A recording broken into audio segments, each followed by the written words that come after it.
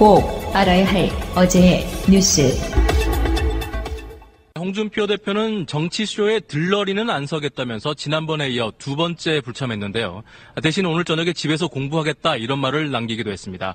그래서 참석한 여야 대표는 추미애, 안철수, 이정미 대표, 주호영 대표 권한대행 이렇게 4명인데요. 문재인 대통령은 오늘도 상춘제 앞뜰에 나와서 맞았고 서로 손을 맞잡는 걸로 시작했습니다.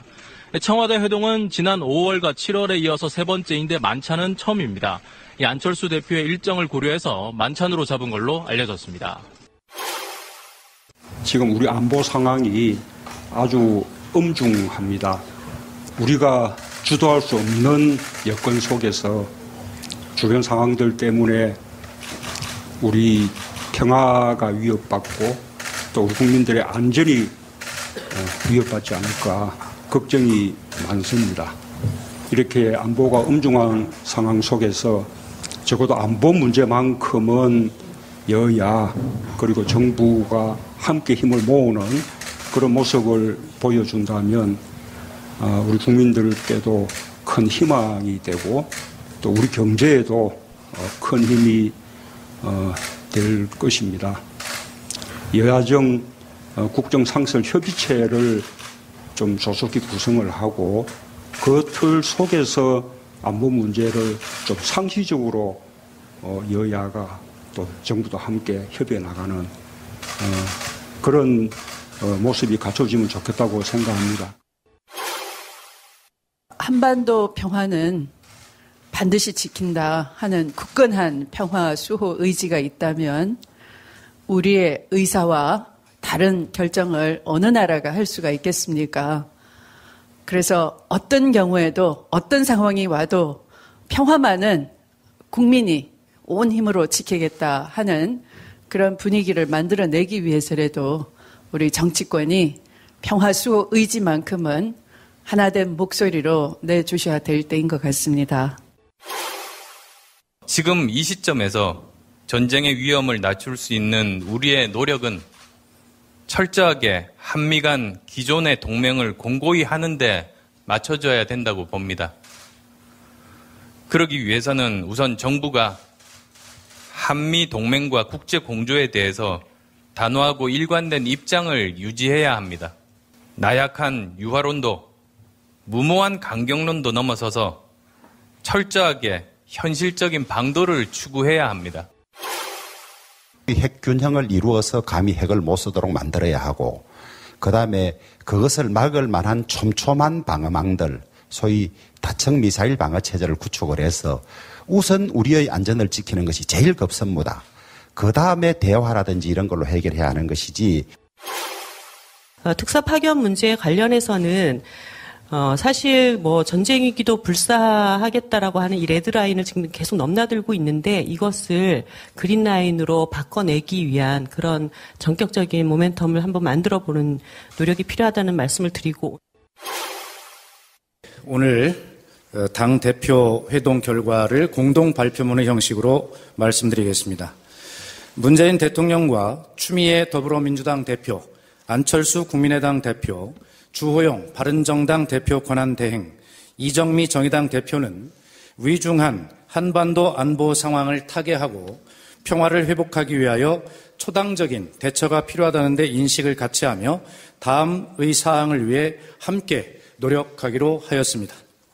첫째, 평화와 안보를 위협하는 북한의 핵 미사일 도발을 강력히 규탄한다. 북한은 도발을 즉각 중단하고 평화와 비핵화의 길로 나올 것을 촉구한다. 둘째, 유엔의 대북제재 결의를 철저히 이행하며 한미 동맹을 강화하고 확장 억제의 실행력 제고를 포함한 대북 억지력 강화를 위해 노력한다. 셋째, 한반도에서 전쟁은 결코 용납될 수 없다. 북한 핵 문제를 포함한 안보 현안을 평화적으로 해결한다는 원칙을 재확인한다. 넷째, 한반도 긴장 완화를 위한 국회의 초당적 역할이 중요하며 정부는 이를 적극 지원한다. 마지막 다섯째, 여야정 국정상설협의체를 조속히 구성해야 한다는 데 뜻을 같이 한다. 이상입니다. 방송 중간에 좋아요를 눌러주시면 새날팀들에게 큰 힘이 됩니다. 미리 감사합니다. 트위터가 진짜 언론입니다. 길거리에서 현찰 1,000만 원이 떨어져 있다면 여러분은 어떻게 하시겠습니까? 웬 떡이니? 경찰서에 갖다 줘야죠. 우리가 항상 감시받고 있다는 걸 잊어서는 안 됩니다. 요즘에는 CCTV를 통해 가지고 다 알아요. 그런 양심을 버리고 아직도 그런 사회적인 인식이 있는 것 같아요. 길거리 떨어진 물건은 내 거다. 아니다. 법적으로는 남이 잃어버린 물건을 가져가면 그것도 다 점유이탈물. 아, 점유이탈물. 네, 그렇게 돼 있고요. 우리가 그냥 흔히 얘기할 때는 유실물 습득죄라 그래요. 저희 가져갔다. 가져갔다. 유실물 습득죄라고 그러는데 뭐 이게 절도죄 하나라고 하더라고요. 절도죄에 준하는 처벌을 받고요. 이게 정말 그 1,000만 원이 탐이 났으면 경찰서에 갖다 주고요. 3개월인가? 그치, 사례금. 그 기간 지나서 주인이 안 나오면 돌려줘요, 경찰이. 사례금도 주잖아요. 그리고 주인이 나타나면 30%까지인가 달라고 할 수 있는 권리가 있어요. 사례금은 권리가 있어요. 그럼 보장돼 있는 겁니다, 법으로. 실제로 북한이래. 실제로 부산에서 그런 일이 일어나가지고 할머니 77세와 64세인데 이분들이 또 아는 사이가 아니야. 처음 본 사람. 그냥 길거리 우연히 같이 지나갔을 뿐인데 손자 등록금을 보태려고 4년 동안 노인 일자리로 번 20만 원을 매달 적금해서 모았던 바로 그 돈을 놓고 가다가 딱 떨어뜨리고 간 거를 뒤에 따라오던 각각의 다르신 분들이 한 몫씩 주워간 사건. 근데 저는 정말 유독 눈에 띄었던 게 이 할아버지가 현금을 인출한 그 계기가 좀 씁쓸했어요, 좀. 종편 때문입니다. 예, 이게 북핵 위기 때문에 전쟁이 날 것 같아서 미리 현금을 찾았다잖아요. 네. 이 적금 만기가 안 됐는데도 불구하고 적금을 해약하고 찾고 나오다가 이런 사건이 있었는데 그리고 또 안주머니에 돈 봉투를 넣고 잘 챙기셨다고 했는데 그걸 또 빠뜨리셔가지고 아마 5만 원짜리 100장. 예.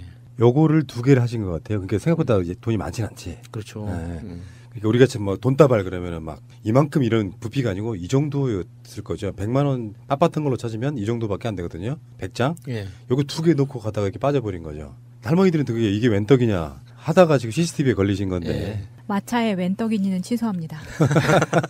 이게 길 잃은 강아지가 혼자 있다고 해서 덥석 데려가도 똑같은 죄에 해당한다고 하네요. 그래서 제가 며칠 전에 길냥이를 하도 불쌍하길래 저를 쫄래쫄래 따라오고 그러길래 데리고 가서 밥을 먹이고 한숨 재우고 문 열어놨더니 나가더라고 해서 그냥 보내줬어요.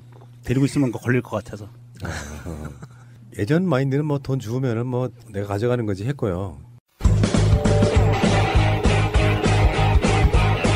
제도로서의 민주주의가 흔들리고 구타는 일은 이제 없습니다. 민주주의가 밥이고 밥이 민주주의가 되어야 합니다.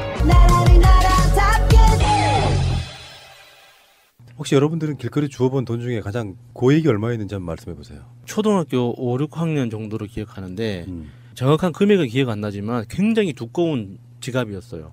이 현금으로 막 꽉 채워져 있는 굉장히 두꺼운 지갑인데 그거를 주워다가 바로 경찰서로 갔어요. 착하네. 예. 이게 너무 좀 낯선 거죠. 그런 돈을 본 적이 없으니까 현실감이 없잖아요. 그리고 초등학교 때는 배우잖아요. 예. 그건 주인 찾아줘야 된다고 배우잖아요.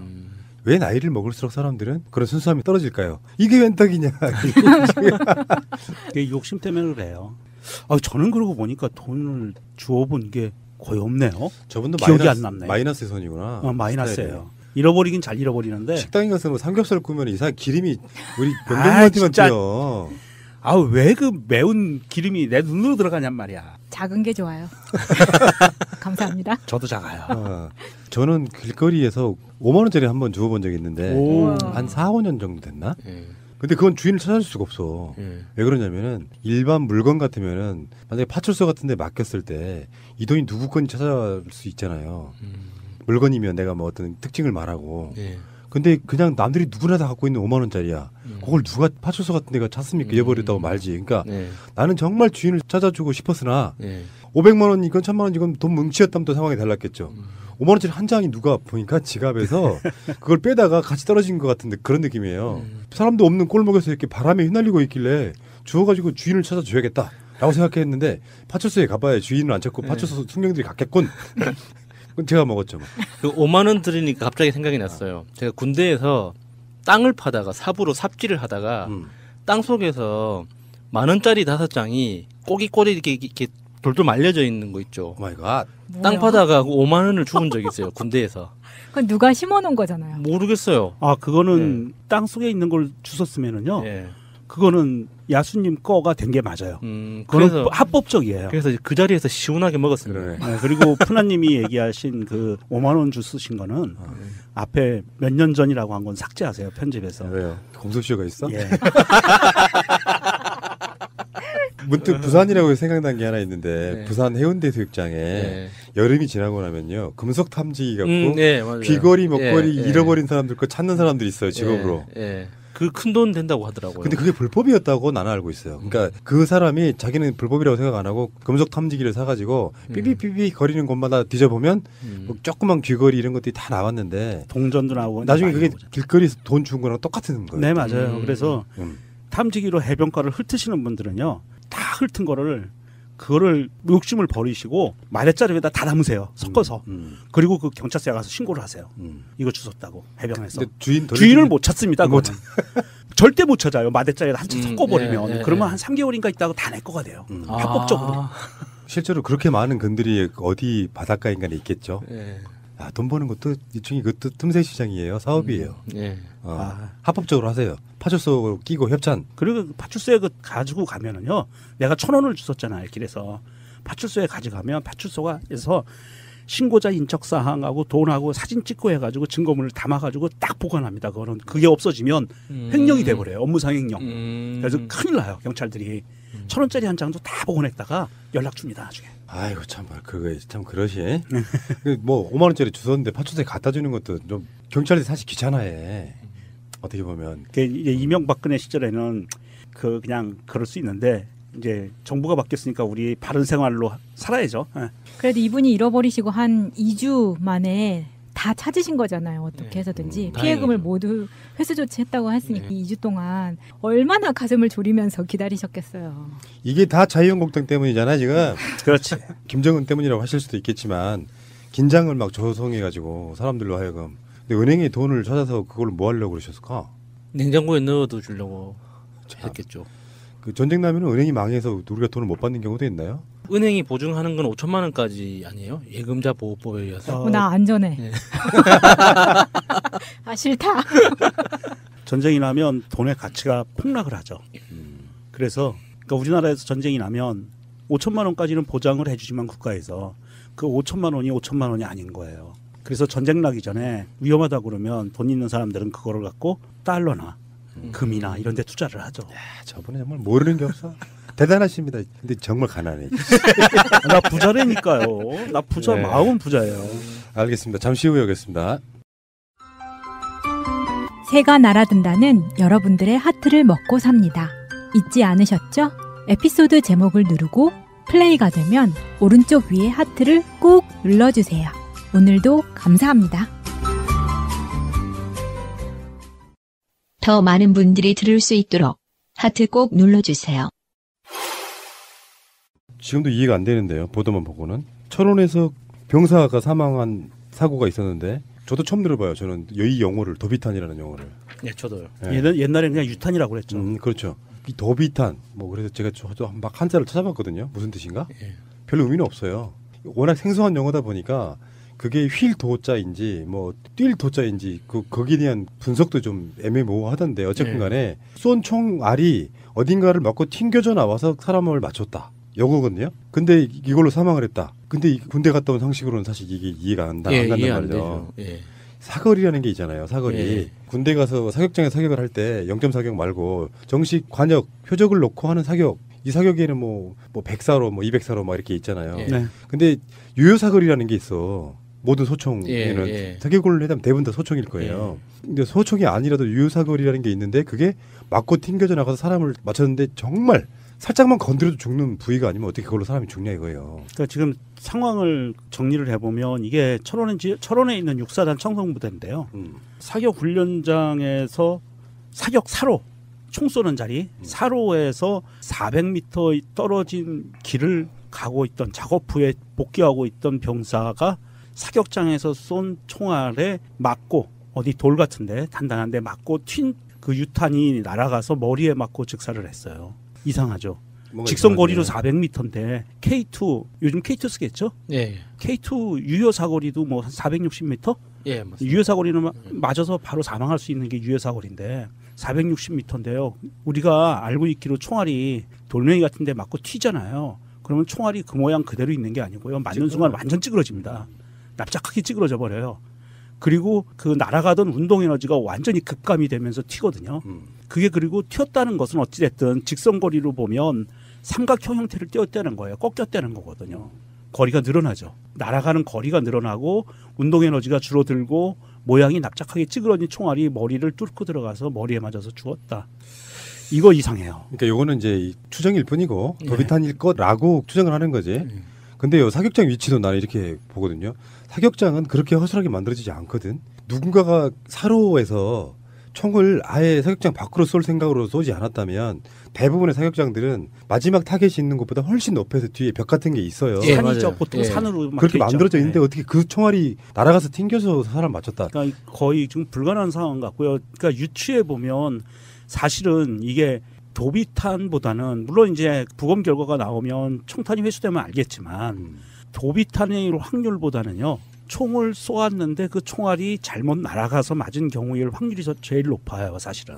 그렇죠. 직접. 예, 직접 맞힌 경우일 확률이 가장 높고요. 도비탄은 일단 1차적으로 딱딱한 물체에 부딪혀 찌그러진 상태에서 만약에 머리에 맞았다 그러면 머리에 맞는 순간 또 2차적으로 찌그러집니다, 총알이.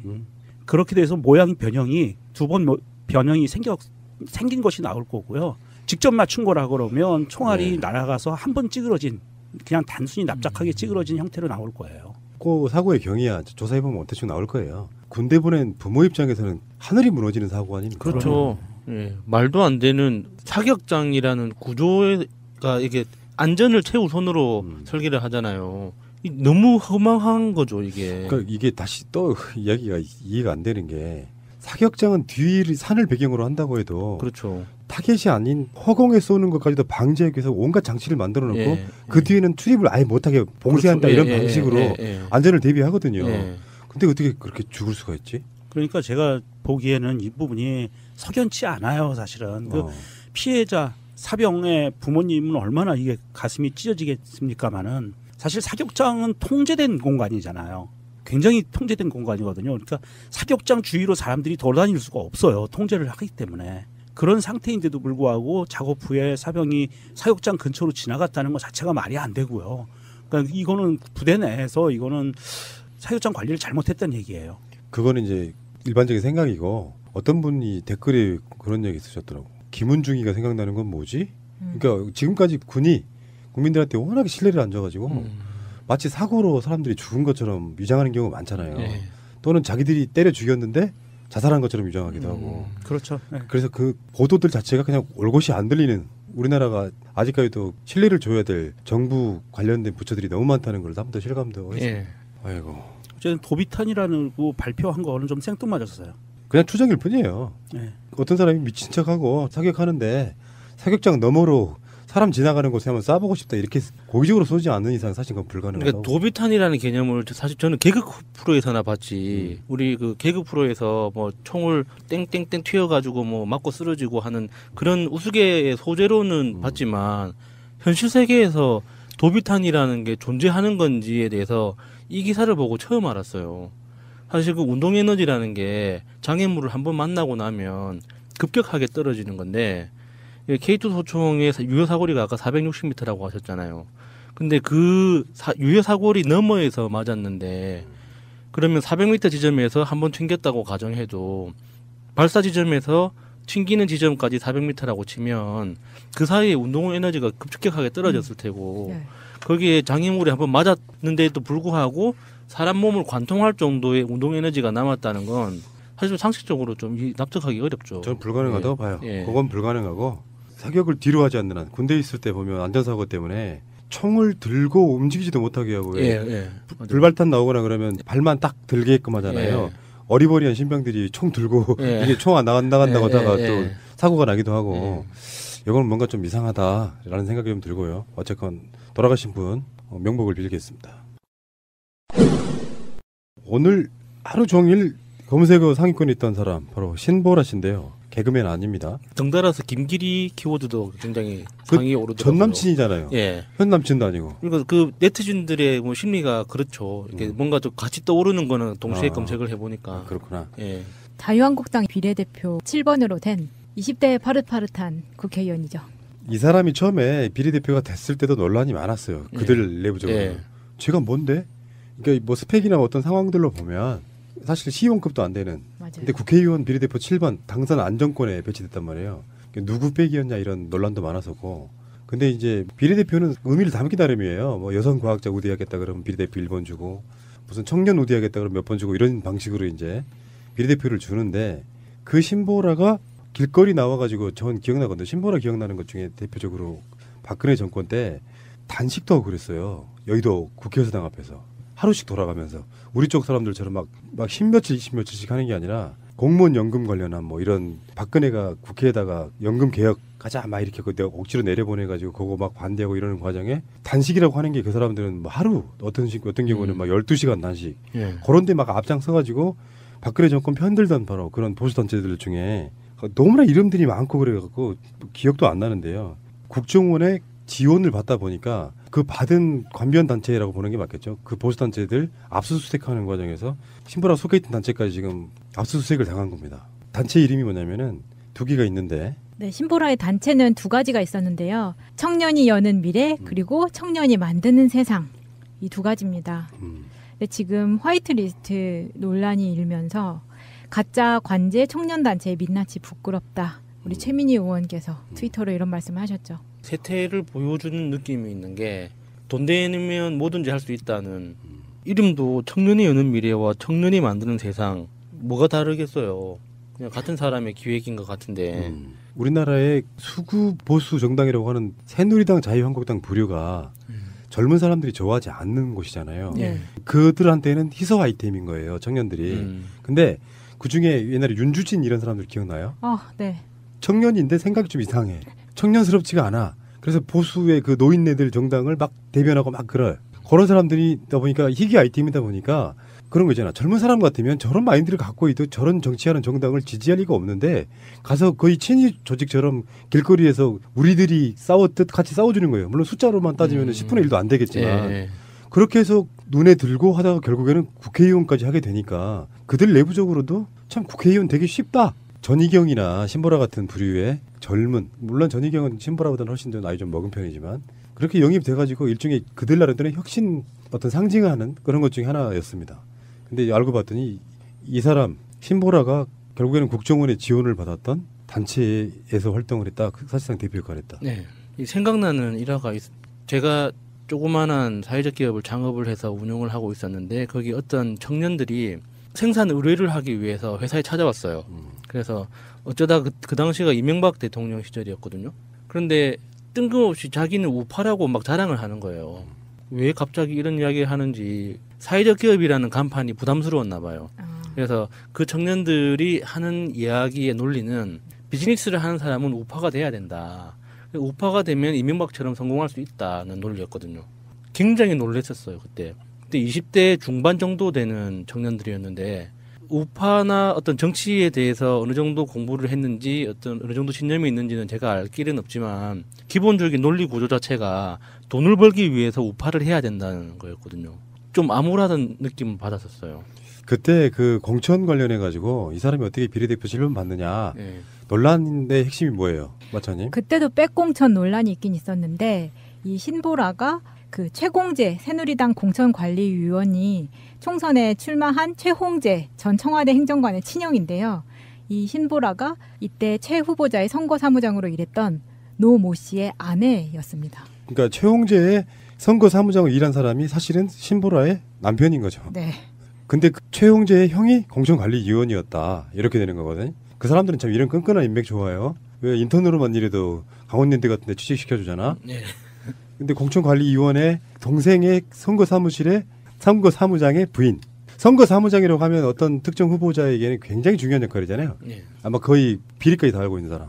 선거사무장 정도면 법적으로 문제가 있을 때 책임을 져야 하는 위치인 거죠. 선거사무장은 가족과 동일한 걸로 인정받잖아요. 선거사무장이 유죄로 인정받으면 사실 선거직이 날아가는 경우도 있고 그래요. 선거사무장이 부인이었다. 아, 참. 그래서 이게 당선됐는데 저는 신보라의 지역적인 걸 봅니다.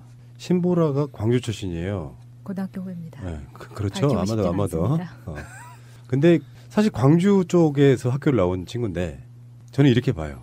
주위에 보다 보면 가끔씩 그런 부류의 유형들이 있어요.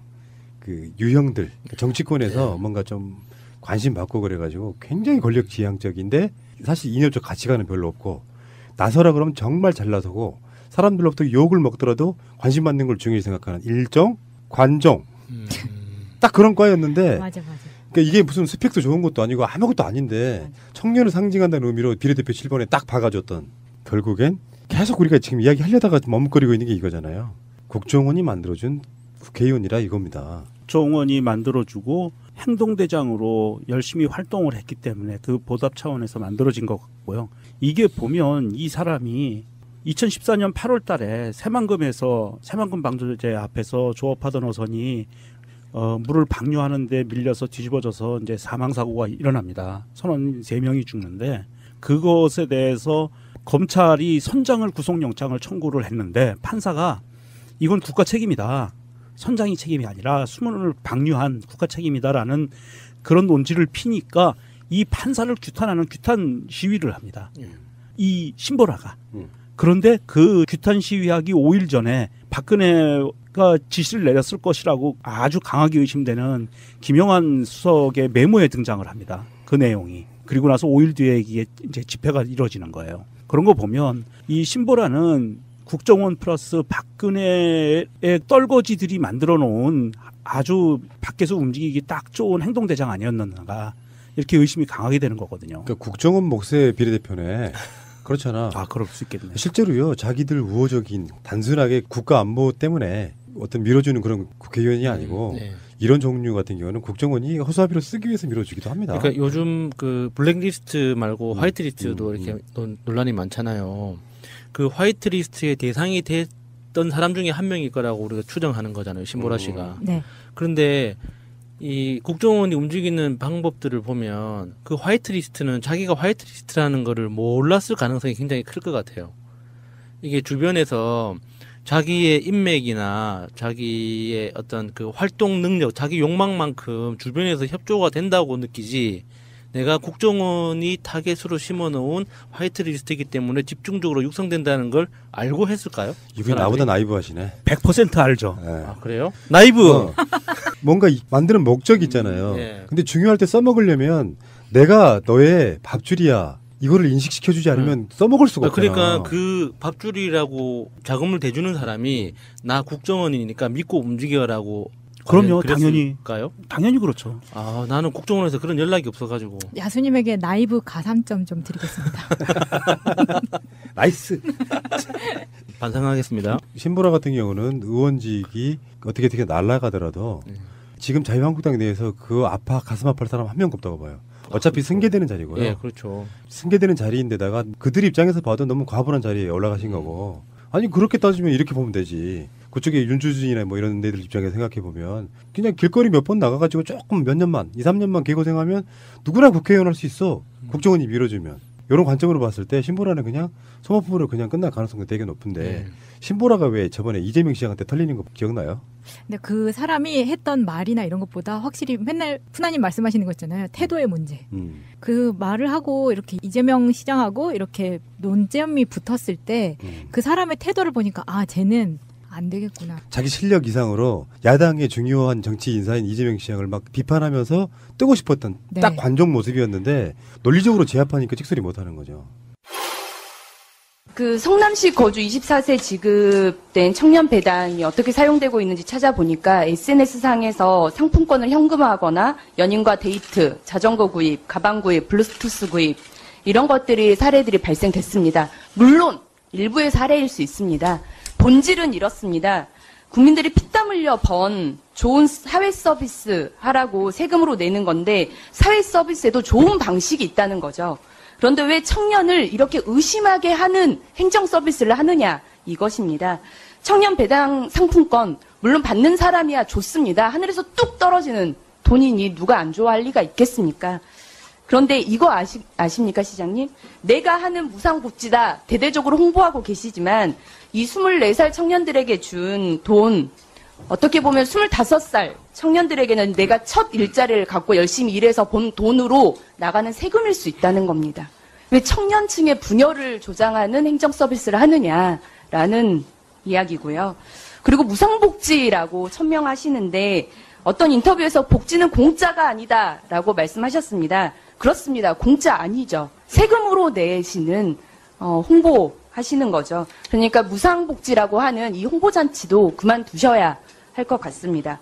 그리고 사회서비스, 좋은 서비스 있다고 말씀드렸는데요.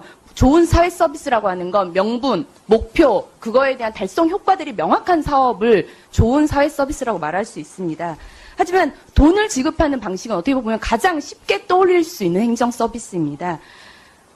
만약 이게 가장 좋은 사회 서비스라고 한다면 실상 우리나라 공무원도 다 필요 없습니다. 세금 다 걷어서 그냥 나눠주는 공무원 몇 분만 있으면 되니까요.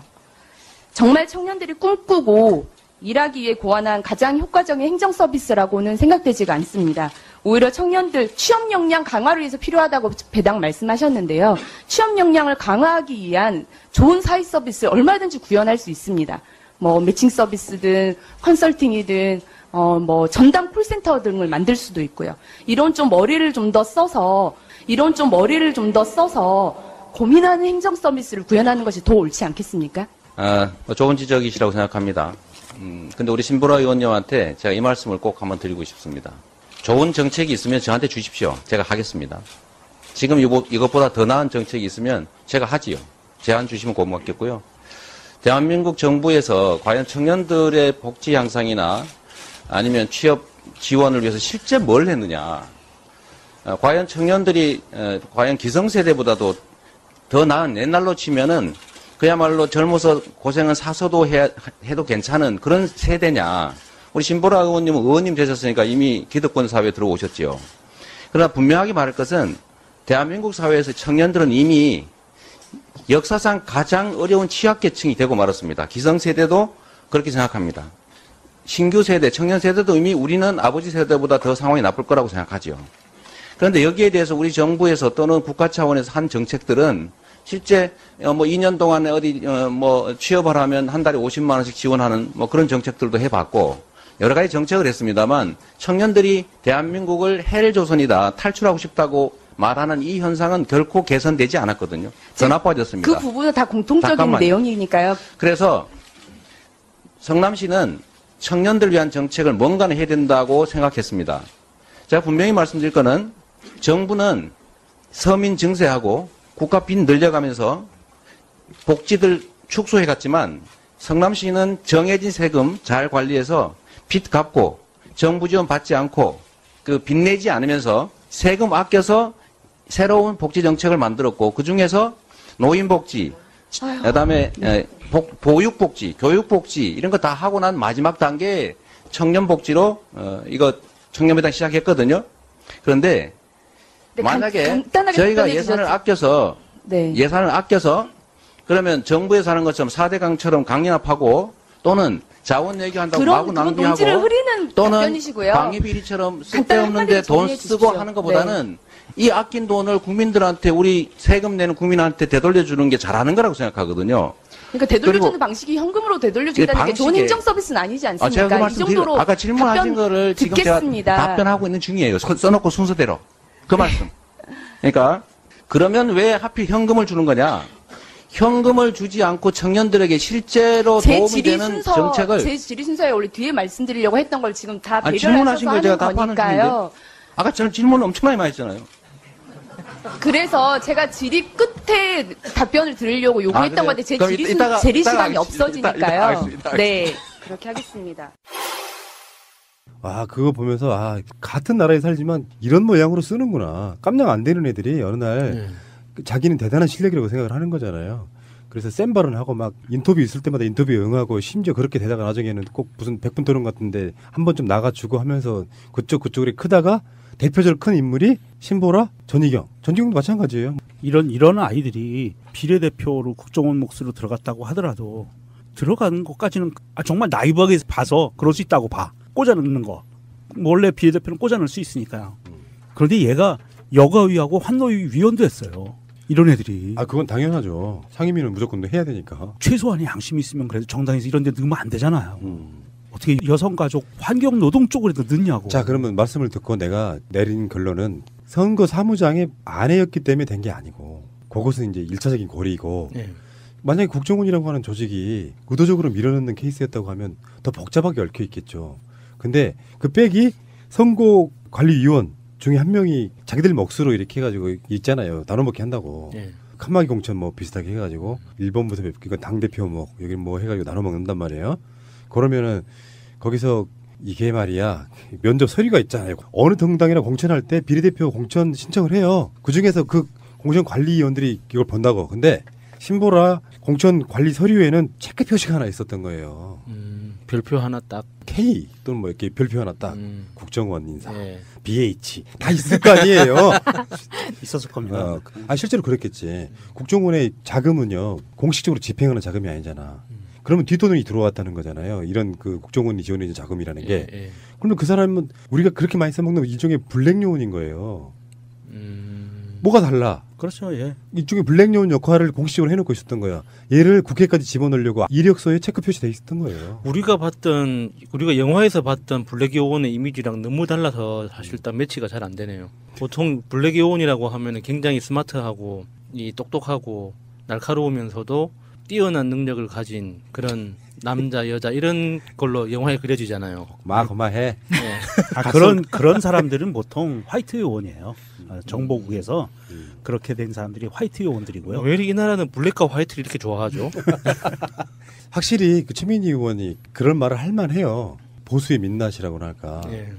막 집어넣는 거예요. 나는 국회의원이 뭐 아무나 할 수 있다는 데는 좀 100% 동의하는 사람이지만 그것도 지역구도 아니고 비례대표 같은 경우는요. 사회적으로 굉장한 어떤 일가를 이루거나 사회적 굉장한 의미가 있거나 전문성이 있거나 전문성이 있거나 이런 것도 아니고 그 뭐 아스팔트 청년단체라는 게 뭐예요. 길거리에서 길바닥에서 좀 굴렀다는 뜻이잖아요. 그러니까 길거리에서 어떤 일부는 국정원을 이슈로 해가지고 댓글 작업하면서 온라인을 장악하려고 했지만 현장에 나가보면 시위하는 건 다 진보 좌파들이야. 그래서 동원된 게 어버이연합부터 시작해서 한데 어버이연합들만 길거리에서 시위를 하니 뽀대가 안 나. 그래서 청년들도 자유한국당, 새누리당 지지한다. 이걸 보여주고 싶었단 말이지. 거기에 동원돼가지고 얼굴마다 비슷하게 역할하던 친구가 어느 날 별표 체크 표시돼서 국회에 입성한 사건 아니에요. 네. 당장 사퇴해야 됩니다. 이거는. 보통 그 예전에 우리 80년대에 보면 뿌락치라는 애들이 있었잖아요. 뿌락치라고 학생운동권에 숨어 들어와가지고 경찰이나 국정원에 정보 제공하고 안에서 와해 공작하고 하던 뿌락치 애들도 대부분 그렇게 해가지고 그쪽 계열로 정치의 길을 밟아가는 애들이 많아요. 예. 그쪽 아주 전통적인 수법입니다 이게. 신보라 이야기였고요. 국회에서 좀 안 봤으면 좋겠네요. 요즘에 자 짧게 하나만 더 하겠습니다. 국정원 2차장 산하에 국익전략실 그 실장을 했던 사람 바로 추명호인데요. 이 사람이 이제 국정원 그 적폐청산 TF 조사하고 그리고 나서 이제 검찰에 출석을 하는 그 가운데 이런 게 있었어요. 기자들이 물어보잖아요. 왜 그렇게 하셨습니까? 그래서 국정원 공작은 국익을 위한 거였나요? 고개를 끄덕끄덕해. 그 다음 질문에 이명박 전 대통령에도 직접 보고가 이루어진 것입니까? 를 물어봤더니 아무 말도 대답 안 해. 이로써 이 사람은 커밍아웃 한 겁니다. 네, 인정. 왜 그러냐면 어떤 질문에 대해서 고개를 끄덕이는 건 자기 생각과 맞다. 그렇지만 이거를 만약에 아니다라고 말하는 순간에 일종의 국민적 위증이 되는 거거든요. NCND라고 말하잖아요. 긍정도 부정도 하지 않아. 다 그건 긍정도 부정도 하지 않는 건 대부분 다 긍정인 거잖아요. 그런 거지 뭐. 네. 대통령님, 제가 야수를 처리할까요? 대꾸하지 않아. 처리하라는 뜻이에요. 원래 그런 거야. 용서해 주세요. 보통 그렇게 얘기하죠. 그걸 내가 얘기하라. 그런 말도 안 해. 법적인 책임 묻지 않기 위해서 예, 아니오가 아니고 대답하지 않는 방식으로 그걸 긍정하는 겁니다. 추명호가 그런 거예요. 야, 이 사람은 근데 이 이력이 화려해요. 이 추명호라는 사람이 국정원의 그 국익전략실의 사회팀 팀장을 맡으면서 좌파의 등록금 주장 허구성 전파로 파산공세 차단이라는 문건을 이 공개가 됐는데 거기에 올려져 있었어요. 그리고 나서 이 사람이 2013년도에는 청와대 행정관으로도 들어갔었어요. 참 대단한 화려한 이력을 갖고 있네요. 정말 알면 알수록 정말 끼리끼리라고 하잖아요. 이 추명호 씨도 알자회 출신이래요. 알짜회. 아, 군 출신이네. 원래 군인이었던 사람인데 예. 특채됐군요. 구정원에. 그리고 이 사람 누나가 최순실하고 친하대요. 헐. 혹시 이렇게 따지면 신보라랑 관련 있지 않을까? 직접적인 관련도 있을 것 같은데 느낌이. 파도 진짜 정말. 그러니까 추명호가 우리가 얼마 전에 국정원이 지원하는 영화 뭐 이런 논란이 있었잖아요. 예. 엔터테인먼트 팀을 운영하고 영화 제작 및 기획 등 영화계 전반에 개입했다는 거. 네, 엔터팀이라는 이름으로. 그랬을 것 같아요. 그런 영화는 안 보길 정말 천만다행이다. 국정원에 팟캐스트 관련한 팀은 없었을까? SNS 뭐 비슷한 이름으로 해갖고 있을 것 같은데요. 그래갖고 새날의 푸른 나무에 그 사는 곳 좀 알아봐. 걔 스케일이 얼마나 되니? 10억 좀 넘어갈 것 같습니다. 그리고 팟캐스트에서 대놓고 그 새날과 푸나를 안티하는 방송을 하는 그런 사람들도 의심해봐야 되지 않을까요? 에이, 뭐 거기까지는 아닌 것 같아요. 어쨌든 이렇게 이제 이 꼬랑지 역할을 하던 애들이 하나씩 검찰에 불려 들어가고 몸통이 얼마 남지 않은 것 같은데요. 몸통이라 하면 몸통은 뭐 하나밖에 더 있겠어요? 그 쥐새끼. 메가바이트. 예. 그렇죠. 2메가. 그 쥐새끼를 잡아넣기 위해서는 정말 강력한 덫이 필요하거든요. 아니면 고양이가 강력하든지 둘 중에 하나여야 되는데. 그럼요. 7순이 넘었는데도 한 달에 2회 이상 테니스를 치고 있고. 오, 체력 좋아. 1회 이상 골프를 치고 있는데. 야, 100세 시대에 정말 딱 들어맞는 모델이네요. 정말 대단하지 않아요? 예, 감옥에서 한 120년 살았으면 좋겠네요. 체력이 좋으니까 그 형무소 들어가면 아마 교도소 들어가면 그 또 잘 관리할 것 같아요. 그 안에서. 정봉주처럼 몸짱 그렇지, 돼서 몸짱이 돼서 나오지는 못할 것 같아. 몸짱까지는 모르겠는데 몸짱으로 생을 마감해. 박근혜도 보면 굉장히 적응을 잘하고 있거든요. 그 안에서 보면 좀 뭐 시술을 못 받으니까 애가 좀 늙어지긴 했는데 그거 외에는 굉장히 적응을 잘하고 있는 것 같아요. 먹고 싸는 문제에 대해서는 뭐 확실하게 하는 것 같고 그런 거 보면 이명박이도 들어가면 뭐 정말로 복근을 키우는 운동을 할 것 같아요. 복근을 키우면 뭐예요? 얼굴이 이명박인데. 이명박 씨 나이가 80 다 돼가거든요. 나는 그런 인간들을 가장 혐오해요. 혐오하지 말자 그러는데 나이 좀 먹고요. 그 돈 이명박 같은 자들은 필히 그런 생각을 할 겁니다. 내가 몇 살까지 살 수 있을까? 자기들은 100살 정도 살 수 있다고 생각해요. 네. 그러니까 자기가 갖고 있는 욕심의 끈을 못 놓는 거거든요. 근데 나는 여기까지는 봐요. 그들이 도덕적 윤리적 가치관이 없기 때문에 그런 행위들 블랙리스트 포함 온갖 국정원을 동원해서 온갖 작업하는 것들을 불법으로 생각 안 했을 수도 있다고 생각합니다. 최대한 봐줘서. 그렇다고 해도 정상적인 그러니까 민주주의과의 가장 원리 중에 하나인 자기 자신을 비판하는 어떤 세력들에 대해서는 철저하게 밥줄을 끊어버리고 자기를 우호적으로 하는 사람은 결국에는 국회의원까지 만들어낸 거 아니에요. 그 세력들이 하는 게 참 부도덕한 세력이고요. 이명박 씨 같은 사람들. 나는 그럴 것 같아요. 대통령까지 지냈고 돈도 많은 사람이잖아. 그러면 솔직하게 대국민 사죄하고 처벌 받을 것 같거든? 그게 낫지 않아? 근데 그 숨겨놓은 재산이 너무 크면은 무서울 수도 있죠. 그러니까 그게 욕심이라는 거야. 다 해골로 변하는 건 똑같아. 혹시 이분도 2045년까지 기다리는 거 아닐까요? 30년도 안 남았어요. 끔찍하다. 씨. 100살 넘겠네 그럼. 버티면 영생을 얻는다. 완전한 대한민국 문재인과 손잡고 다시 하나 되는 우리 대한민국. 끊지 마세요. 끊지 마세요. 해보고 싶은 직업 또는 하고 싶었던 직업 중에 저는 이 주제를 듣고 정말 하고 싶은 이야기가 많았어요. 네. 제가 어렸을 때는 많은 사람이 그랬겠지만 너 꿈이 뭐니? 그러면 과학자였어요.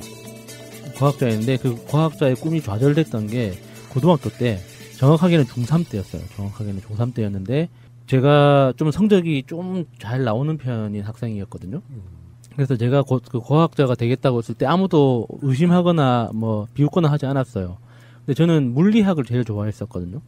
그래서 어느 대학이든 물리학과로 진학하고 싶다는 거를 이제 평상시 입버릇처럼 이야기를 했는데 제가 중3 때 가장 좋아했던 물리 선생님이 그러는 거예요. 물리학은 끝났다. 더 이상 연구할 게 없다. 네가 대학을 가서 그 본격적으로 공부를 해야 될 때쯤에는 물리학이 다 정리가 돼서 다른 학문 분야로 바뀌어 있을 거다. 그러는 거예요. 그 섬에서 나고 자란 중3 남학생한테 얼마나 청천벽력 같은 이야기였겠어요. 물리학이 끝났다니. 그래가지고 정말 정신적으로 굉장히 방황했죠. 나는 이제 뭘 하지? 이렇게. 그러다가 그 고민과 상관없이 또 이제 섬에서는 애들이랑 놀 게 많잖아요. 그래서 막 뛰어놀고 하면서 이제 잠깐 고민한 거죠. 나 물리학자 돼야 되는데 어떡하지? 라고 이렇게 고민하다가 고등학생이 된 거예요. 고등학교에 가서도 그 선생님들이 다 그랬어요. 물리학자 되면 굶어 죽는다. 그래서 물리학자 말고 다른 걸 생각해봐. 막 그랬는데 나는 굶어 죽어도 좋다. 나는 물리학을 공부하겠다. 계속 지금 생각해보면 아무 쓸데없는 진짜 아무 의미 없는 토론이죠. 고집. 예. 그러니까 선생님들의 그 조언도 정말 의미 없는 거잖아요. 예, 맞아요. 예. 아니 물리학이라는 게 지금도 답이 없어가지고 미친 듯이 막 점점 더 그 과학에 대한 투자가 늘어나고 있는데 물리학이 끝났다니 그런 무식한 소리가 어디 있어요. 하여튼 그랬습니다. 그래가지고 고등학교 때도 이제 과학에 관심을 가지고 공부를 하는 편이었는데 제가 결정적으로 이제 기술 공학 쪽으로 관심이 기울었던 건 인터넷 때문이었죠. 우리나라에 인터넷이 본격적으로 들어온 건 95년도예요. KT 회선이. 근데 그 이전에 91년, 2년, 3년에도 인터넷이 운영은 됐었거든요. 근데 국제망이 인터넷이라는 회선, 그 인터넷은 이제 하드웨어를 말하는 거예요. 우리가 보통 인터넷이라고 하면은 컴퓨터에 뜨는 화면 브라우저를 이렇게 인터넷 한다, 나는 인터넷을 한다, 안 한다 이런 식으로 이야기를 하는데 인터넷은 사실 하드웨어에 깔려 있는 망을 인터넷이라고 부르는 거고 우리 눈에 보이는 건 웹이라고 하는 거예요. 예. 그래서 근데 이제 그런 용어상의 착오는 그냥 기술적 개념은 그런 거예요. 그래서 우리나라 인터넷 회선이 개통되기 전에는 전화선으로 이제 그 통신을 했단 말이죠. 70, 80년대에도 국제전화는 다 했잖아요. 그런 것처럼 인터넷은 안 됐지만 전화선을 통해서 인터넷 비슷한 통신을 할 수 있었어요. 그래서 제가 고등학교 때 정말 열심히 공부를 해가지고 프로그램 공부 옛날에 기억하십니까? 도스, K-도스 뭐 2.0, 뭐 MS-도스 3.0 뭐 이런 그런 걸 바탕으로 그 당시 온 동네에 통틀어서 우리 집에 유일한 컴퓨터가 있었어요. 동네에서 유일한. 좀 사셨군요. 살아서 그런 게 아니라 제가 너무 좋아해서 그러니까 강하게 밀어붙였어요. 제가 부모님들한테 뭘 해달라고 요구하는 애가 아니었거든요. 주면 하고 아니면 말고. 주면 먹고 아니면 굶고 뭐 이런 성격이었는데 내 입으로 이거를 해달라고 이렇게 정확하게 요구한 게 그게 처음이었기 때문에 부모님이 쫄아서 해주셨거든요.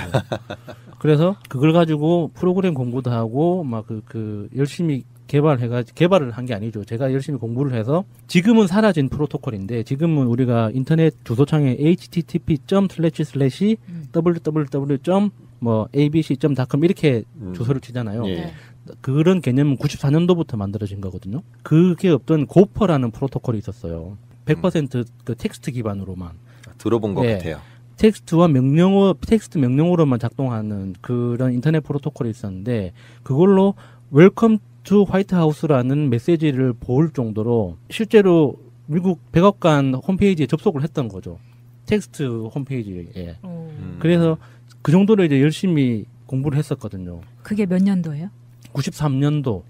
예, 94년 초, 94년 초 그때였죠. 그때가 접속 이런 영화 맞아요. 나오고 예, 뭐 PC통신 막 이렇게 나오고 PC통신 그게 딱 무조건 전화선으로 접속하던 거였잖아요. 네. 그러니까 전화 모뎀으로 미국 서버에 접속했던 그날이 너무 생생하게 아직도 기억이 나요. 그러니까 삐리리리리 이렇게 접속해가지고 국제전화 내가면서 그거는 우리 엄마 사정이고 난 모르고 열심히 해서 그 당시 제 꿈은 그거였어요. 해커가 되는 게 꿈이었어요. 그러니까 나쁜 짓을 하는 게 아니라 일종의 이렇게 그 사람들을 지켜주는 해커들도 많이 있거든요.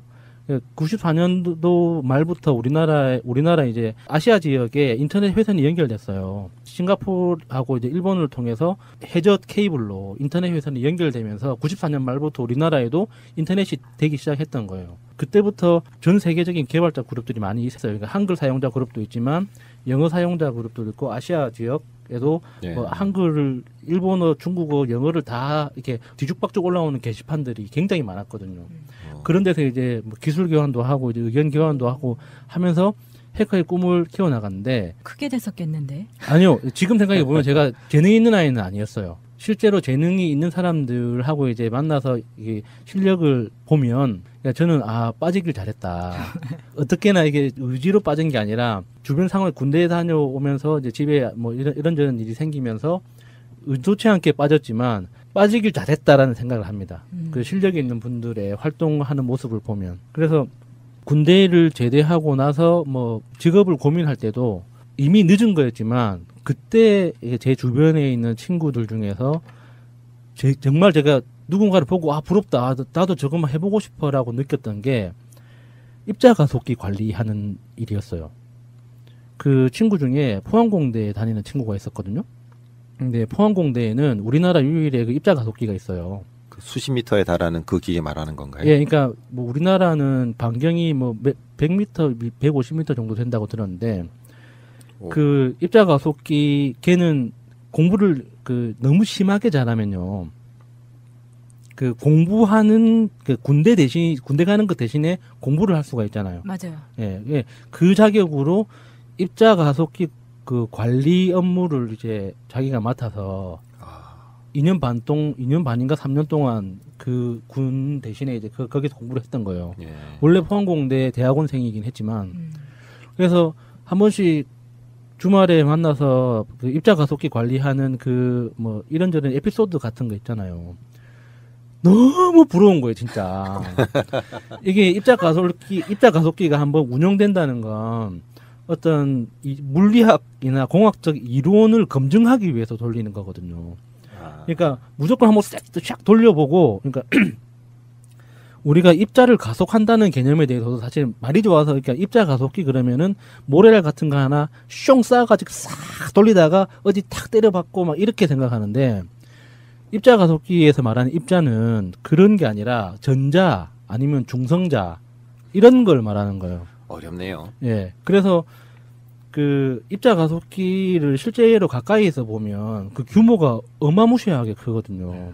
대부분의 유럽에 있는 그 세른이라고 그 물리학 연구소로 굉장히 유명한 거기서 그 HTTP가 개발됐는데 그 이제 위성 사진으로만 보니까 실제로 그게 얼마나 큰지 잘 감이 안 오거든요. 근데 실제로 가까이 가서 보면 규모가 어마무시하게 커요. 단일한 그 기계가 그리 큰 건가요? 예, 예. 그러니까 단일한 기계라고 말하기는 힘들지만 한 덩어리. 그 큰 게 각 그 전자석이라고 하죠. 전기로 움직이는 만들어내는 자석. 그 자기장을 만들어내는 장치들인데 그 규모가 이제 집체보다 큰 규모가 이제 수백 미터씩 뭐 수킬로미터씩 이렇게 한 바퀴 동그랗게 원을 도는 이제 그런 구조물인 거죠. 그래서 중앙 관제실에서 보면 뭔지 모르지만 너무 멋있는 거예요. 내가 알지 못하는 그 계기판들의 그 반짝거림과 그리고 지금 뭐 실험 끝났다는 신호가 나오면은 막 그래프가 막 그려지면서 막 그 프린트가 막 되거든요. 그거를 자연스럽게 막 움직이는 그 친구를 보니까 하고 싶다는 생각이 막 드는데 방법이 없는 거죠, 그때는. 그 뭐 어디서 학원 다닌다고 될 수 있는 것도 아니고 학부 과정에서부터 어떤 그 이론적으로 쭉 거쳐와야지 할 수 있는 일이니까. 그래서 이거 안 되지만 너무 그러니까 내가 어렸을 때 꿈꿨던 그 과학자의 모습이 내 친구가 그렇게 보여주고 있었던 거예요. 너무 부러웠지만 어쩌겠어요. 이제 먹고 살려면 또 저는 제 나름대로 일을 해야죠.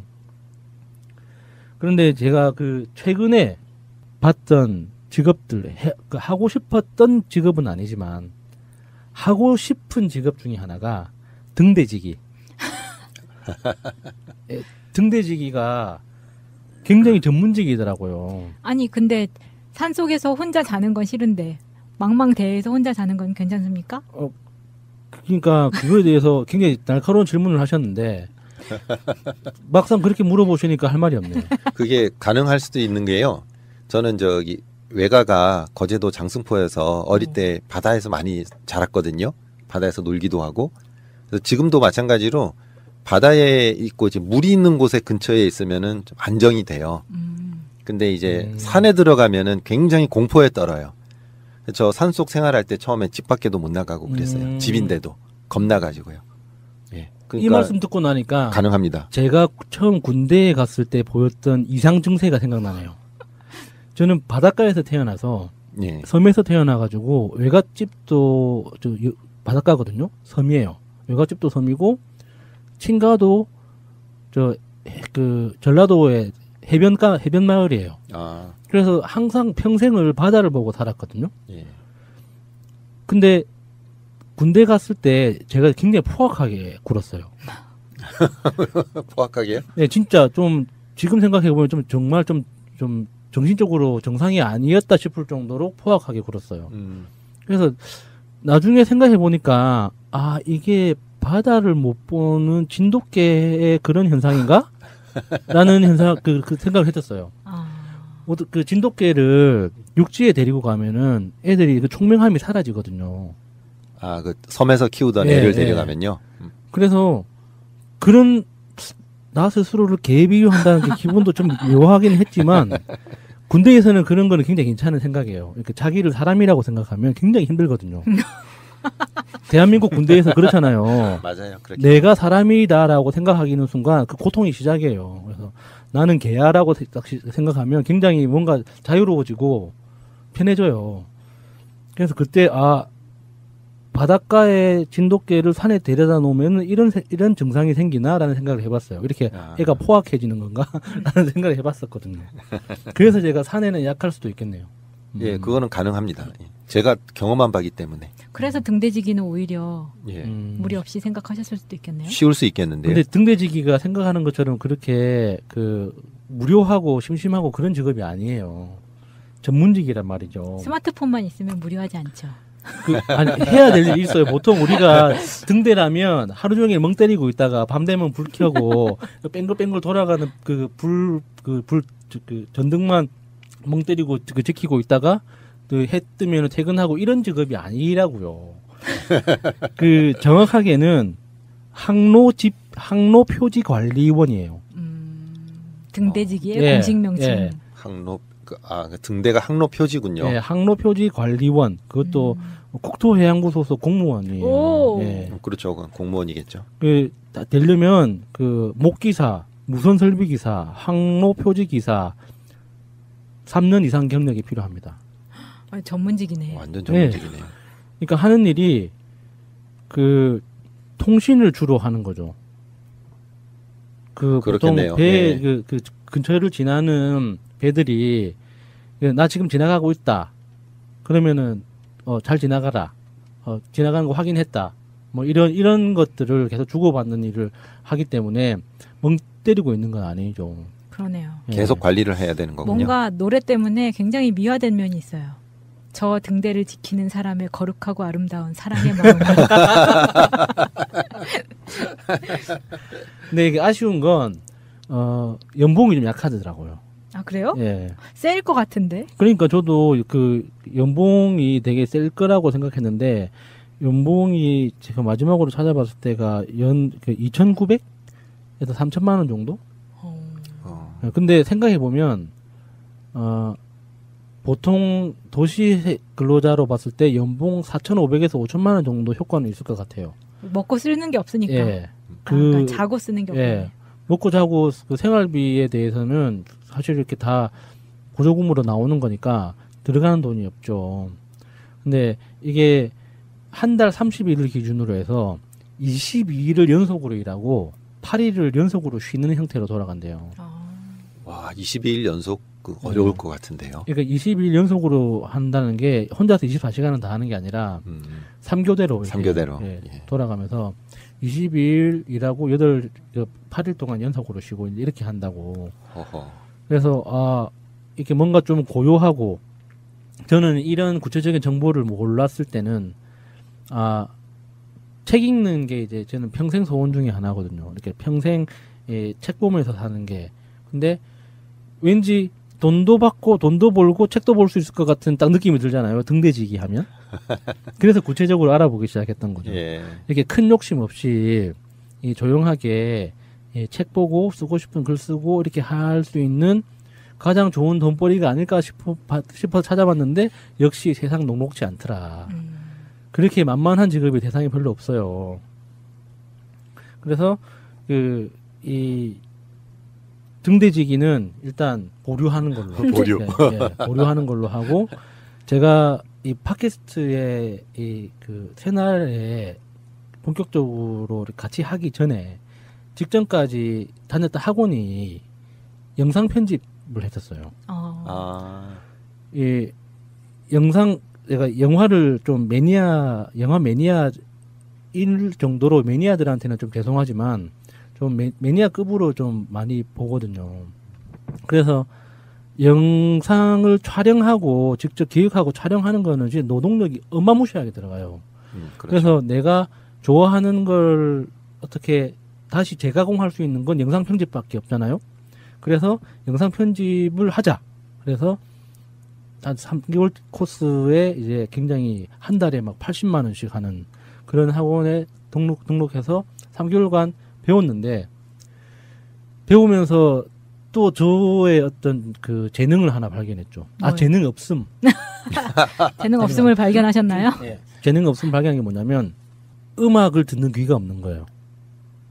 이 영상을 이렇게 보면 영상을 아무리 예쁜 영상도 음악이 없으면 사람들 눈이 안 머물거든요. 근데 음악이 반드시 있어야 됩니다. 그런데 그 음악을 고를 줄 모르는 거예요, 제가. 그래 음악 감독이 따로 있잖아요. 예, 그래서 이게 3분짜리 영상 편집하는데 몇 시간 걸리는 거예요. 음악 때문에. 예, 음악 듣느라고. 이게 맞을까? 이게 맞을까? 고르느라고요. 예. 그래서 도대체 내가 잘하는 건 뭐지? 영상은 잘 편집하시고요. 예. 음악은 음악 감독에게 맡기시면 되죠. 그래서 저는 그런 고민이 필요 없는 팟캐스트 새날 참여하기 직전에 처음으로 팟캐스트를 녹음해서 편집을 해봤었어요. 오, 그러셨구나. 가장 고민이 필요 없더라고요. 이게 사람들의 그 숨소리나 그 약간 막아 뜬다고 하죠. 이게 그 중간에 뜨는 소리나 이런 것만 조정을 해도 굉장히 좀 들을만한 이렇게 하나의 시간이 나오더라고요. 그래서 요게 나는 음악을 고르는 재능도 없고 그렇다고 이렇게 어떤 게 취향이 저는 좀 대중적이지가 않아서 제가 좋아하는 건 사람들이 별로 안 좋아해요. 그래서 이런 그 대도 안 한 감각을 가지고 할 수 있는 건 여기까지인가? 미디어에 대해서 사람들한테 어떤 눈과 귀에 어떤 들려주고 싶은 욕망이 있었는데 결국에는 이렇게 마이크 앞에서 떠들게 됐네요. 그래서 이렇게 기회를 주신 새날에 너무 감사하고 들어주시는 분들도 너무 고맙고 이렇게 뭐 어떻게 표현해야 될지 모르겠는데 그래서 지금 이게 되게 재밌어요. 그래서 환영합니다.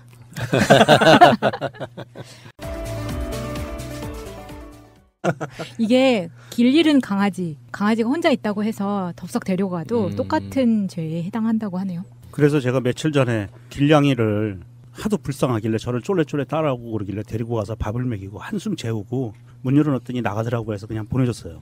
데리고 있으면 걸릴 것 같아서.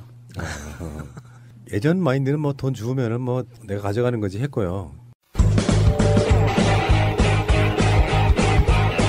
제도로서의 민주주의가 흔들리고 구타는 일은 이제 없습니다. 민주주의가 밥이고 밥이 민주주의가 되어야 합니다. 혹시 여러분들은 길거리 주워본 돈 중에 가장 고액이 얼마였는지 한번 말씀해 보세요. 초등학교 5, 6학년 정도로 기억하는데 정확한 금액은 기억 안 나지만 굉장히 두꺼운 지갑이었어요. 이 현금으로 막 꽉 채워져 있는 굉장히 두꺼운 지갑인데 그거를 주워다가 바로 경찰서로 갔어요. 착하네. 예. 이게 너무 좀 낯선 거죠. 그런 돈을 본 적이 없으니까 현실감이 없잖아요. 그리고 초등학교 때는 배우잖아요. 예. 그건 주인 찾아줘야 된다고 배우잖아요. 왜 나이를 먹을수록 사람들은 그런 순수함이 떨어질까요? 이게 웬 떡이냐. 그게 욕심 때문에 그래요. 저는 그러고 보니까 돈을 주워본 게 거의 없네요. 저분도 기억이 안 남네요. 마이너스의 손이구나. 마이너스예요. 잃어버리긴 잘 잃어버리는데. 식당에 가서 뭐 삼겹살 구우면 이상 기름이 우리 변경님한테만 튀어. 왜 그 매운 기름이 내 눈으로 들어가냔 말이야. 작은 게 좋아요. 감사합니다. 저도 작아요. 저는 길거리에서 5만 원짜리 한번 주워본 적이 있는데 한 4, 5년 정도 됐나? 근데 그건 주인을 찾아줄 수가 없어. 왜 그러냐면은 일반 물건 같으면은 만약에 파출소 같은 데 맡겼을 때 이 돈이 누구 건지 찾아올 수 있잖아요. 물건이면 내가 뭐 어떤 특징을 말하고. 근데 그냥 남들이 누구나 다 갖고 있는 5만 원짜리야. 그걸 누가 파출소 같은 데가 찾습니까? 잃어버렸다고 말지. 그러니까 나는 정말 주인을 찾아주고 싶었으나 500만 원 이건 1000만 원 이건 돈 뭉치였다면 또 상황이 달랐겠죠. 5만 원짜리 한 장이 누가 보니까 지갑에서 그걸 빼다가 같이 떨어진 것 같은데 그런 느낌이에요. 사람도 없는 꼴목에서 이렇게 바람에 휘날리고 있길래 주워가지고 주인을 찾아줘야겠다라고 생각했는데 파출소에 가봐야 주인을 안 찾고 파출소 순경들이 갔겠군. 그건 제가 먹었죠. 그 5만 원 들으니까 갑자기 생각이 났어요. 제가 군대에서 땅을 파다가 삽으로 삽질을 하다가 땅 속에서 10,000원짜리 5장이 꼬깃꼬깃 이렇게 돌돌 말려져 있는 거 있죠. 오 마이 갓. 땅 파다가 5만 원을 주운 적이 있어요. 군대에서. 그건 누가 심어놓은 거잖아요. 모르겠어요. 아 그거는 땅 속에 있는 걸 주웠으면은요.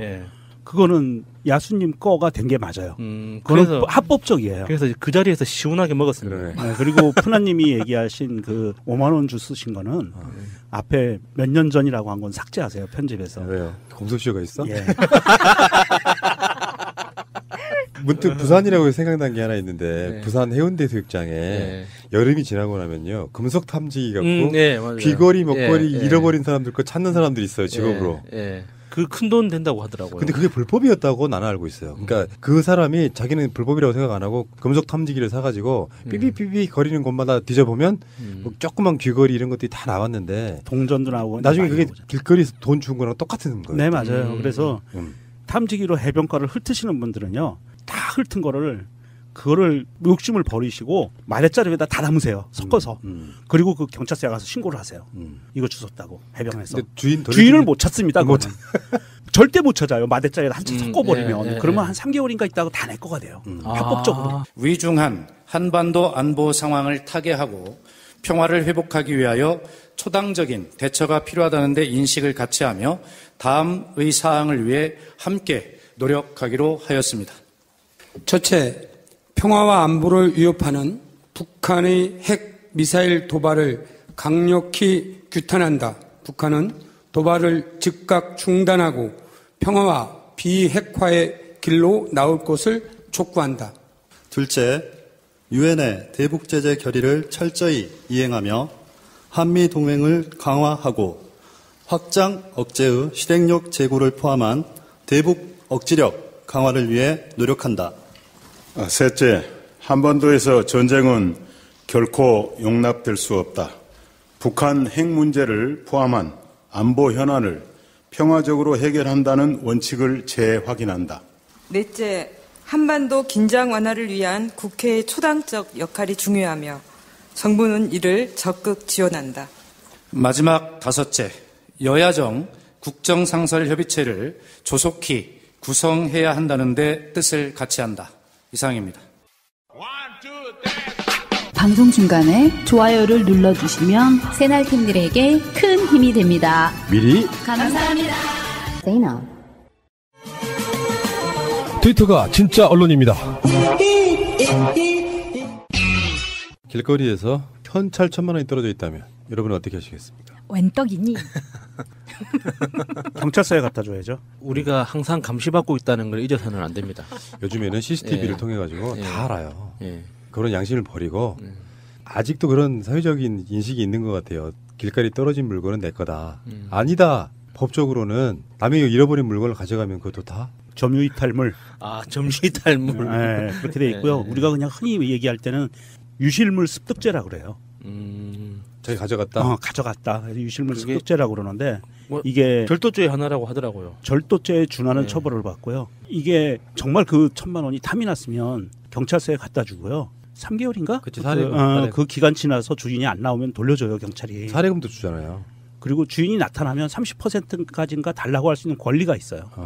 사례금은 권리가 있어요. 그건 보장돼 있는 겁니다, 법으로. 실제로 북한이래. 실제로 부산에서 그런 일이 일어나가지고 할머니 77세와 64세인데 이분들이 또 아는 사이가 아니야. 처음 본 사람. 그냥 길거리 우연히 같이 지나갔을 뿐인데 손자 등록금을 보태려고 4년 동안 노인 일자리로 번 20만 원을 매달 적금해서 모았던 바로 그 돈을 놓고 가다가 딱 떨어뜨리고 간 거를 뒤에 따라오던 각각의 다르신 분들이 한 몫씩 주워간 사건. 근데 저는 정말 유독 눈에 띄었던 게 이 할아버지가 현금을 인출한 그 계기가 좀 씁쓸했어요, 좀. 종편 때문입니다. 예, 이게 북핵 위기 때문에 전쟁이 날 것 같아서 미리 현금을 찾았다잖아요. 네. 이 적금 만기가 안 됐는데도 불구하고 적금을 해약하고 찾고 나오다가 이런 사건이 있었는데 그리고 또 안주머니에 돈 봉투를 넣고 잘 챙기셨다고 했는데 그걸 또 빠뜨리셔가지고 아마 5만 원짜리 100장. 예. 요거를 2개를 하신 것 같아요. 그러니까 생각보다 이제 돈이 많진 않지. 그렇죠. 네. 그러니까 우리가 지금 뭐 돈다발 그러면은 막 이만큼 이런 부피가 아니고 이 정도였을 거죠. 100만 원 빳빳한 걸로 찾으면 이 정도밖에 안 되거든요. 100장. 예. 요거 2개 넣고 가다가 이렇게 빠져버린 거죠. 할머니들은 되게 이게 웬 떡이냐 하다가 지금 CCTV에 걸리신 건데. 예. 마차의 웬떡이니는 취소합니다. 꼭 알아야 할 어제의 뉴스. 홍준표 대표는 정치쇼에 들러리는 안 서겠다면서 지난번에 이어 2번째 불참했는데요. 대신 오늘 저녁에 집에서 공부하겠다 이런 말을 남기기도 했습니다. 그래서 참석한 여야 대표는 추미애, 안철수, 이정미 대표, 주호영 대표 권한대행 이렇게 4명인데요. 문재인 대통령은 오늘도 상춘제 앞뜰에 나와서 맞았고 서로 손을 맞잡는 걸로 시작했습니다.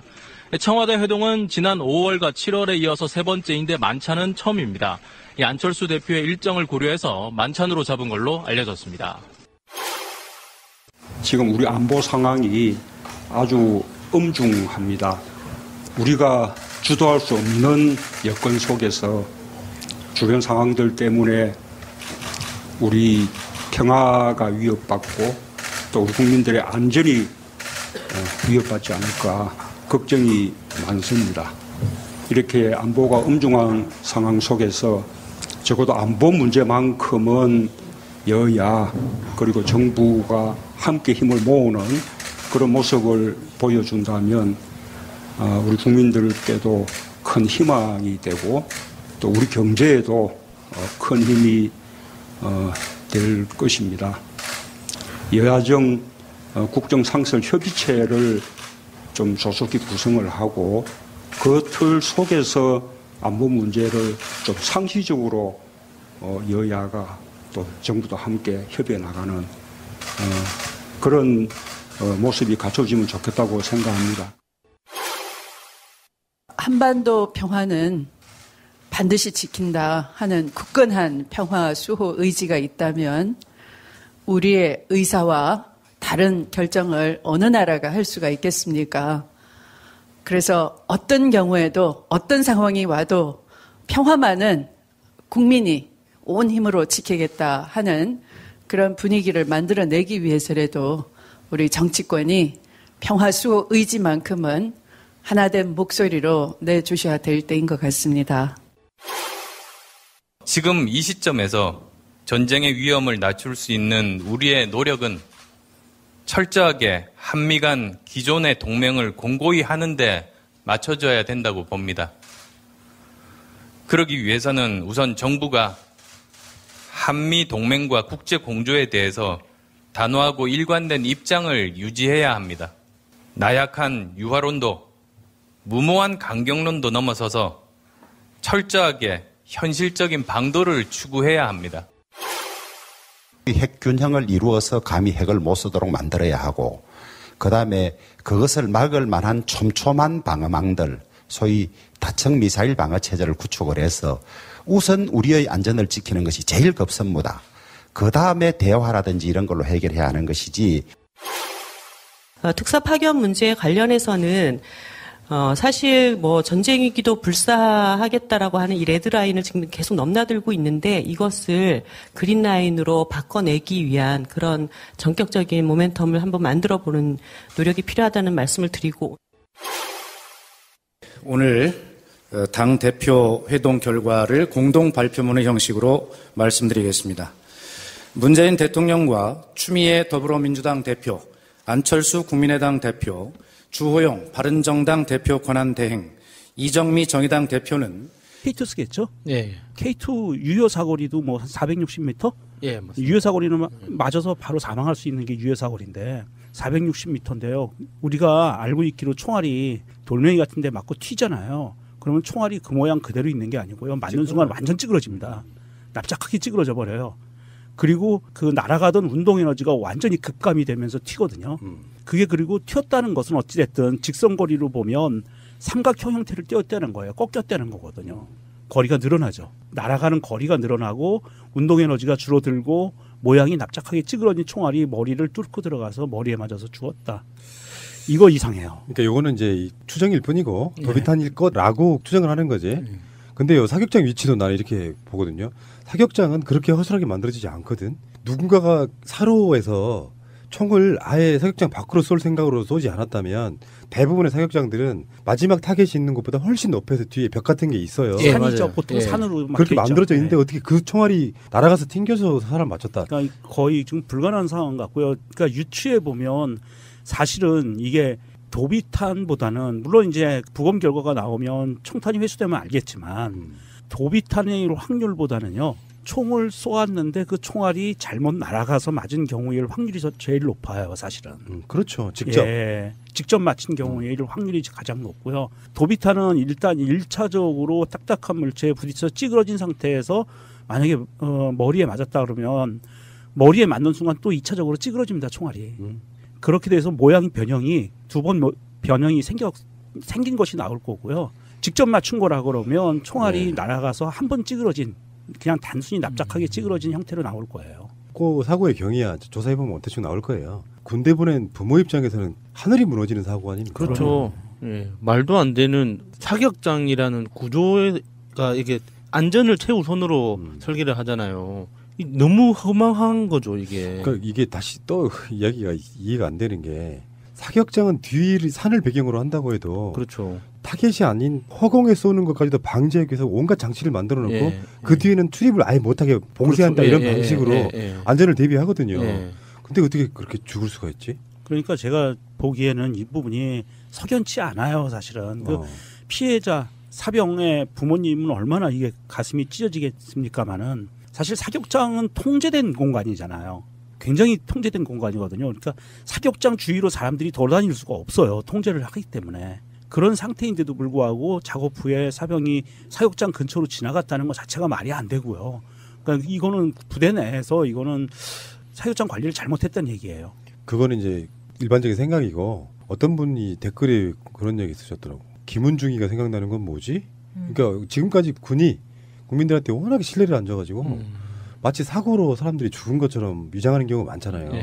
또는 자기들이 때려 죽였는데 자살한 것처럼 위장하기도 하고. 그렇죠. 그래서 그 보도들 자체가 그냥 올곧이 안 들리는 우리나라가 아직까지도 신뢰를 줘야 될 정부 관련된 부처들이 너무 많다는 걸 한번 더 실감도 했어요.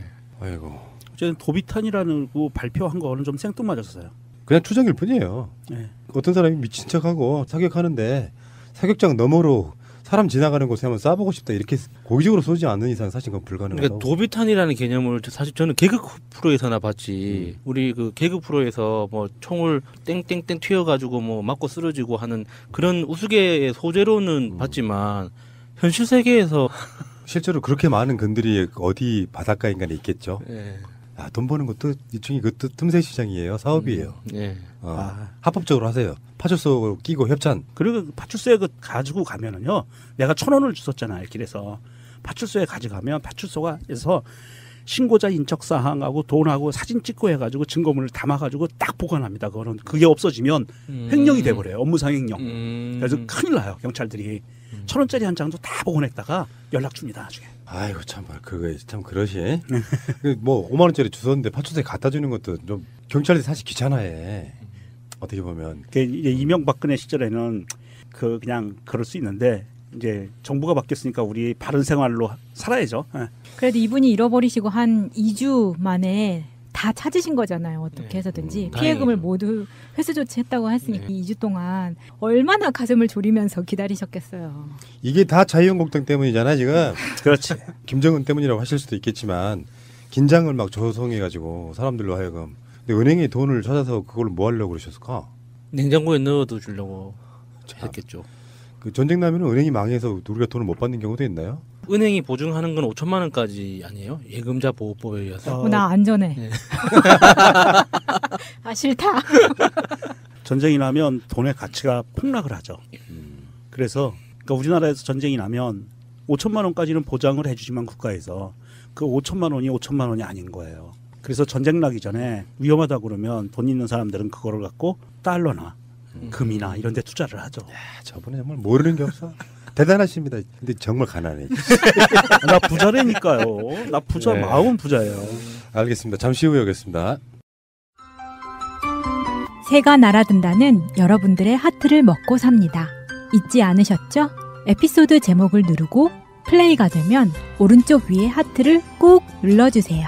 오늘도 감사합니다. 더 많은 분들이 들을 수 있도록 하트 꼭 눌러주세요. 지금도 이해가 안 되는데요. 보도만 보고는. 철원에서 병사가 사망한 사고가 있었는데 저도 처음 들어봐요. 저는 이 용어를 도비탄이라는 용어를. 예, 저도요. 네. 옛날에 그냥 유탄이라고 그랬죠. 그렇죠. 이 도비탄 그래서 제가 저도 막 한자를 찾아봤거든요. 무슨 뜻인가? 예. 별로 의미는 없어요.